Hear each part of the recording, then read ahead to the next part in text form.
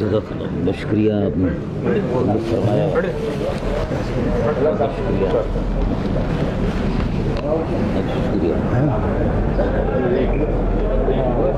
یہ چلو دبی رکھو دو تم ڈالا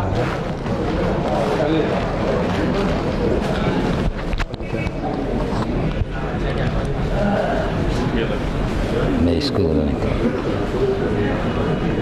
للہ رب العالمین والصلاة والسلام علی اشرف الانبیاء وسید المرسلین نبینا وحبیبنا مولانا محمد صلی اللہ علیہ وعلى آلہ وصحبہ اجمعین یا رب صلی وسلم دائما سرمدا علی حبیبک خیر الخلق کلہ۔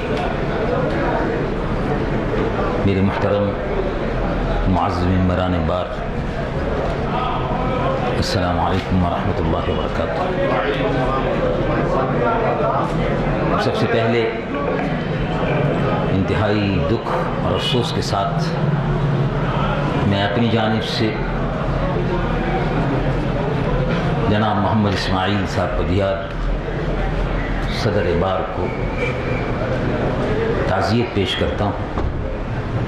ان کے بھتیجے، ان کے داماد کے اچانک سانحہ ارتحال پر ان کے لیے فاتحہ خوانی پیش کرتا ہوں۔ اللہ تعالیٰ قبول فرمائے اور ان کی مغفرت فرمائے۔ فاتحہ بسم اللہ۔ ایاک نعبد و ایاک نستعین اهدنا الصراط المستقیم ربنا اغفر لنا ولاخواننا الذين سبقونا بالایمان ولا تجعل في قلوبنا غلا للذين آمنوا ربنا انك رؤوف رحيم۔ صلی اللہ تعالی وسلم علی نبینا و حبیبنا مولانا محمد وعلی آلہ وصحبہ اجمعین۔ مجھے انتہائی خوشی اور مسرت ہے کہ کافی عرصے کے بعد کراچی بار میں مجھے پھر حاضری کا موقع مل رہا ہے۔ میں دل کی گہرائیوں سے اپنی جانب سے اور جمعیت علماء پاکستان کی جانب سے آپ سب حضرات کی خدمت میں ملی یکجہتی کونسل کی جانب سے آپ کا شکر گزار ہوں کہ آپ نے مجھے دعوت دی اور اپنے ناچیز خیالات کے اظہار کرنے کا موقع فراہم کیا۔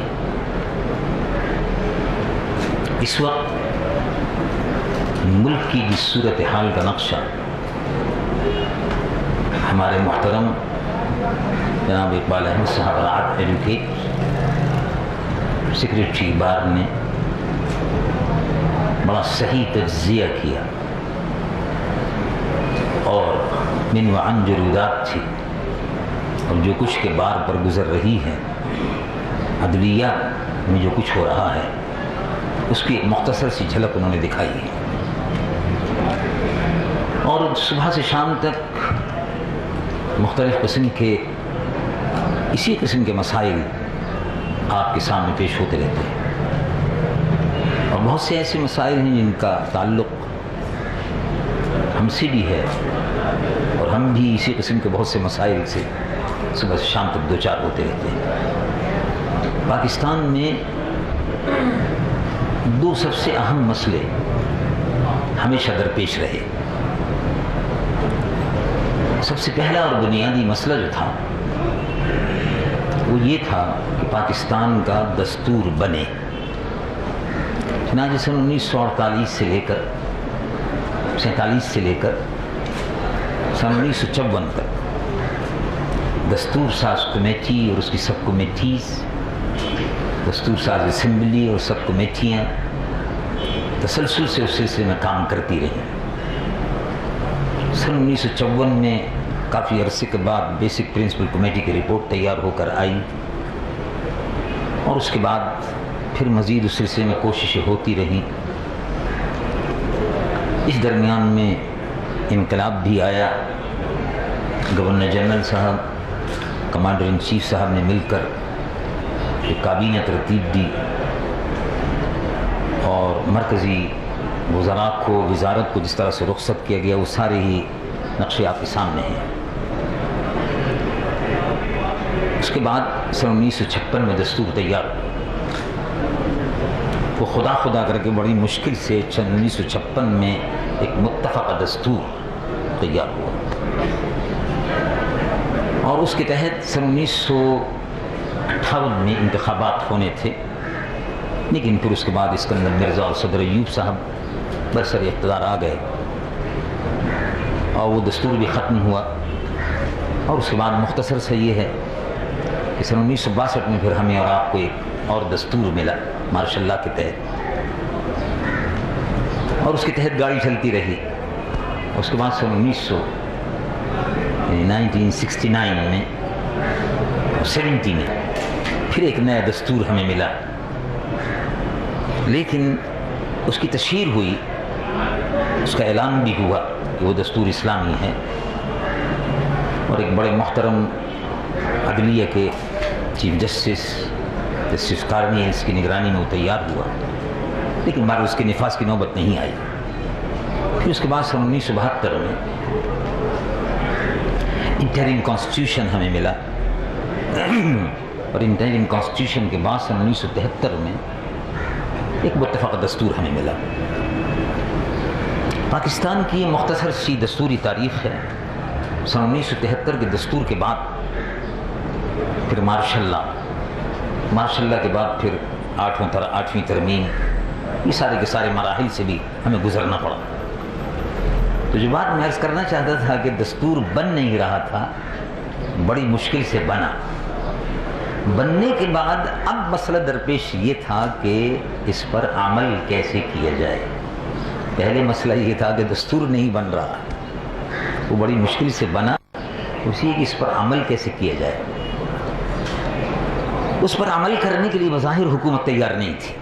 آج بھی سب سے بڑا مسئلہ جو درپیش ہے وہ یہی ہے، یعنی اس سے پہلے کی تاریخ میں یہ تھا کہ دستور نہیں بنا، جب بن گیا تو اب مسئلہ درپیش یہ ہے کہ اس پر عمل کیسے کیا جائے، دستور کے تحت عمل کیا جائے یا نہیں کیا جائے.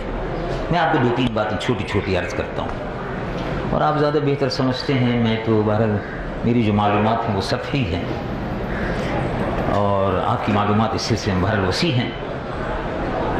دستور میں چند بنیادی باتیں ہیں.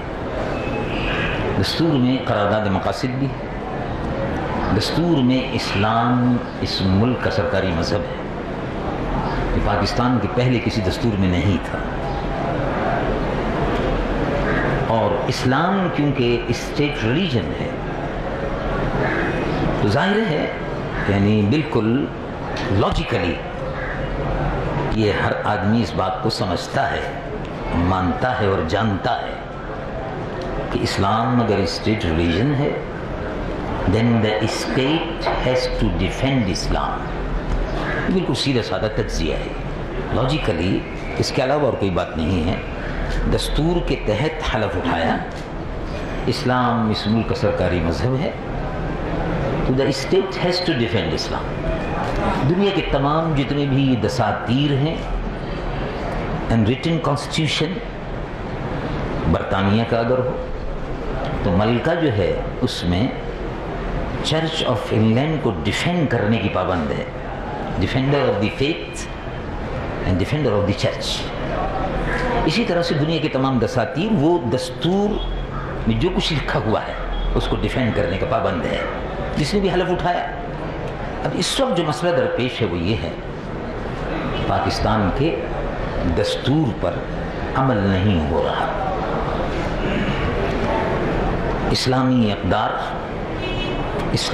اقدار میں سب سے بڑی قدر جو ہے اور جس پر زیادہ سے زیادہ مختلف مواقع پر ایمفسائز کیا گیا، زور دیا گیا، ان اللہ یأمر بالعدل، اللہ تم کو انصاف کا حکم فرماتا ہے.